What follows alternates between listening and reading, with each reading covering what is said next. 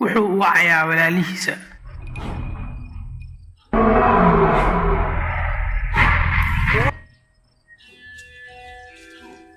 oo ka fog ku dhowaad 20 kiiloomitir si ay u kulmaan.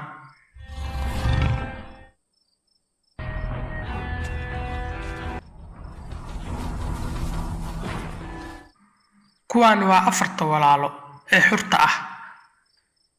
xilligoodii qaangaarka ayaa waxaa laga soo oriyey qoyskii iyo dhulkii ay ku dhashteen. laakiin hadda waa koox aan cid celi kartaa aysan jirin, kuna jira awooddoodii xilligii ugu sarreysay. waxay raadinayaan boqortooyadii iyo shacabkii ay xukumi lahaayeen.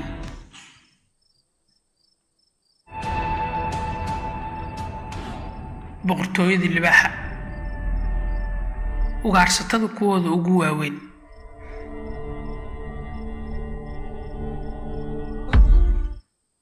galibaax, Tanzania.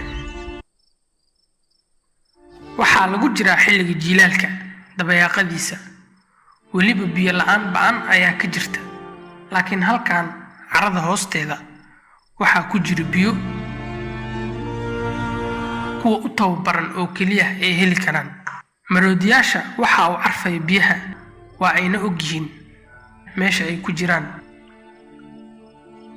dameer farowga iyo sagaaraduna waxay ka cabayaan meeshii uu maroodigu ka cabay oo uu qotay.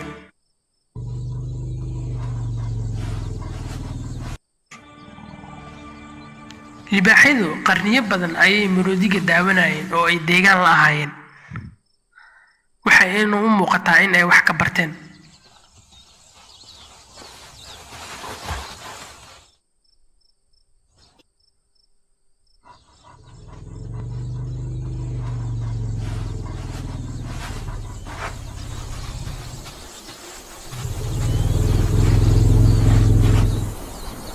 hadda iyaga ayaa qodanaya biyaha.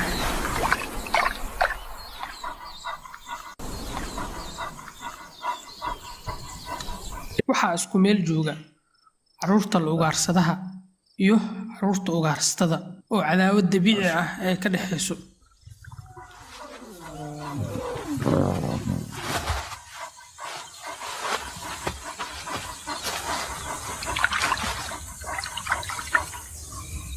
jawiga isbeddel ayaa ka muuqda. daanyaradu waxay fahansan yihiin damaca goosha libaaxa. waxa ay sameynayaanna waa ay ogyihiin. ka xarun magaalka, afkaagan xir, waayo waqtigii qadada libaaxadda ayaa la gaaray.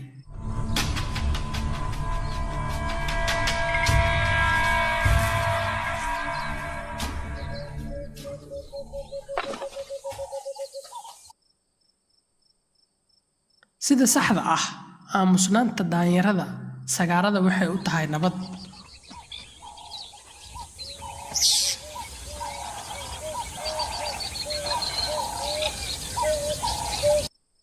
markuu cadowgu isku dayo dhaqdhaqaaq ugaarsi, daanyarta ayaa hor aragta, waxa ayna bixiyaan cod digniin ah.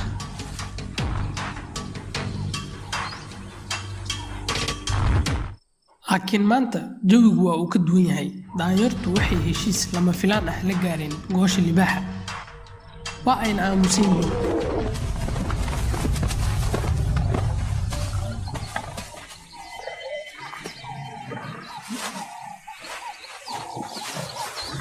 haddii goosha iyo carruurteedu wax cunaan, daanyartu waa ay nabadgelayaan.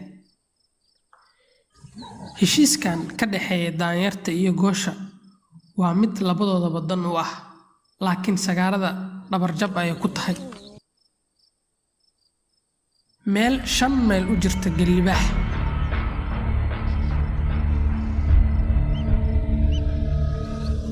kooxda dagaalyahanada. kooxdan waxaa xukuma khuburo goolal ah, wax ay ka naxayaanna ma jiraan.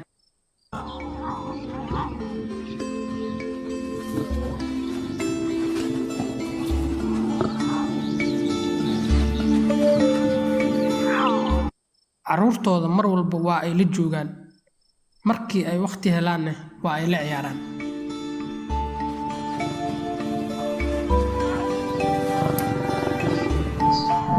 waxa ay mar walba ilaashadaan oo ay daba socdaan jabhad lo-kinsi ah oo ku dhowaad 600 oo neef ka kooban.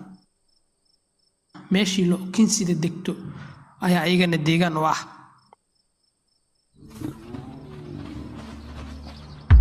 lo'da si ay biyo u cabaan maanta waxay u socdaan galibaax, laakiin maanta waxa daba socda keliya kooxdii dagaalyahanada ma ahan.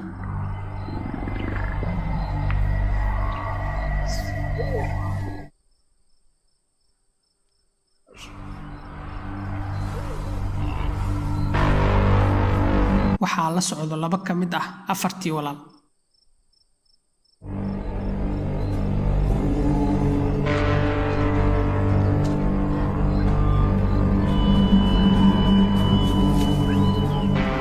labadan wiil caaw waxay diyaar u yihiin inay qaniimaystaan xoolaha kooxda dagaalyahanada.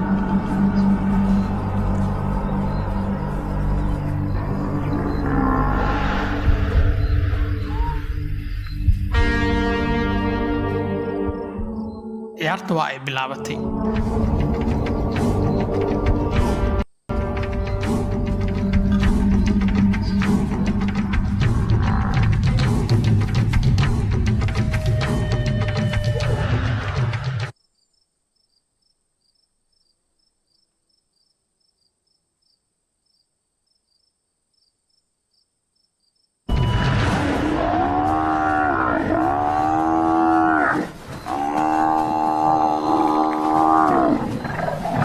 kooxda dagaalyahanada waa maqlayaan codka, laakiin waxay ogyihiin xoolahooda hal koox oo keliya in ay ku dhiiran karto. kooxdaasina waa 4 walaal. si kasta oo ay dagaalyahano u yihiin kooxdan, 4 walaal waa kuwa ugu laandheeraysan gobolka.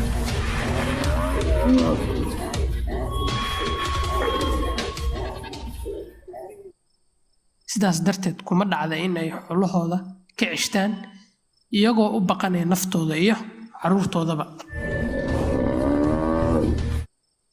sidaas darteed labadan wiil caaw waxay ku carsheen si raaxo leh oo cabsi la'aan ah.